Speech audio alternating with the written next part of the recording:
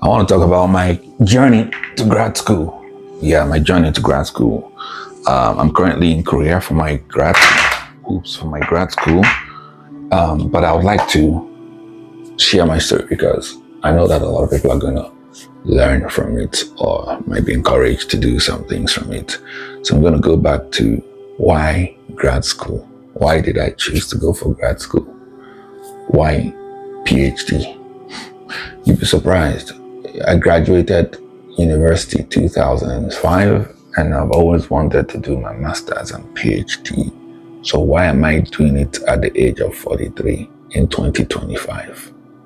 20 years later. Stay with me.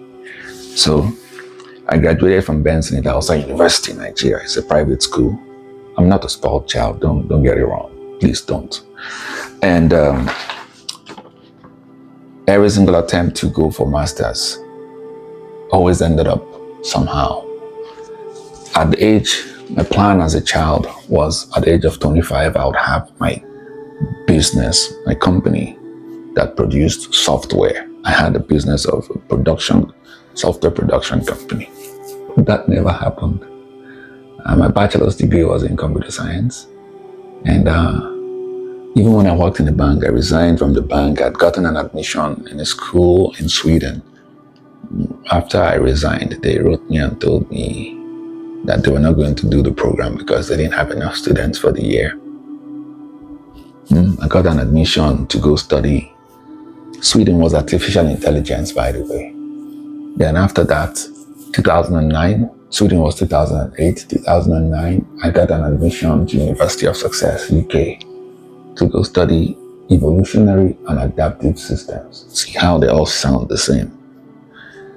And I was very interested in the module, human-computer interaction. But those thieves told me it was a scholarship, only for them to tell me later that I had to pay, I think, £19,000 or something. I'm like, are you guys thieves? But right after graduation from bachelor's degree, I got an admission to study film, television, and digital media in UCLA, University of California, Los Angeles. But my dad didn't have the money. Nobody could sponsor me. I always wanted to be a creative. I've always been a creative. So it's always on the lines of media, digital, animation. That's always been my thing. So at some point, I stopped trying to go for grad school. I just tried to run my business, did a company in Nigeria, moved to the US, tried to continue. But 2 years ago, here on TikTok, every time I went live and I talked, there were some people who would come and say, you sound like a professor. Whenever I'm in your class, it feels like, whenever I'm in your live session, it feels like I'm in a professor's class. There's Tracy, some other people, and then there was my niece, my 22-year-old niece, kept saying that I remind her of a professor that she had.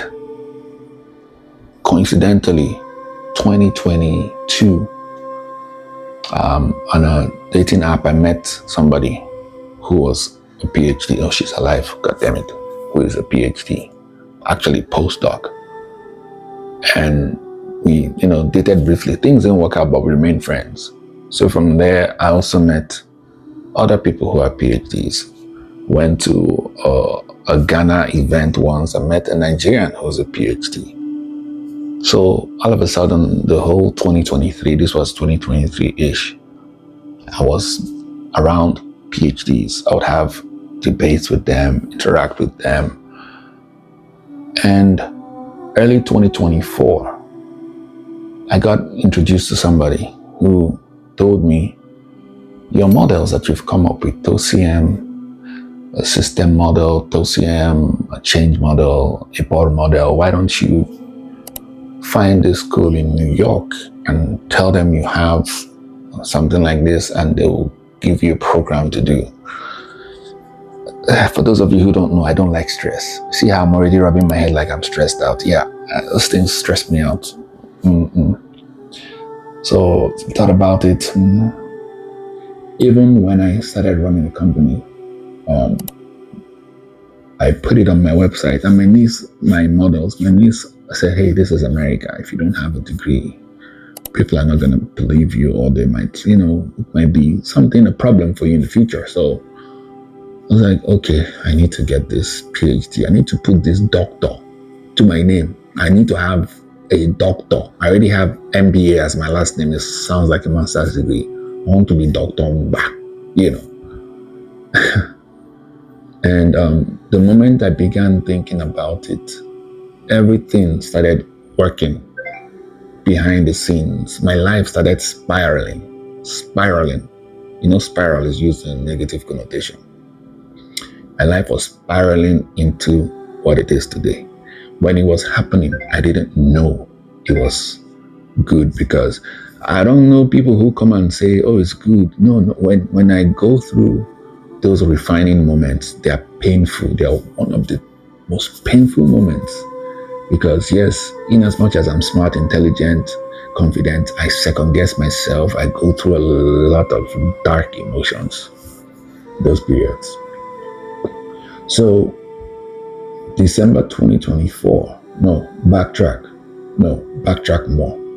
My experience in corporate America was not been favorable. Not because I'm dumb, no, but because I'm smart and I work hard. I realized that there's an ethic work culture in the US that is not for me.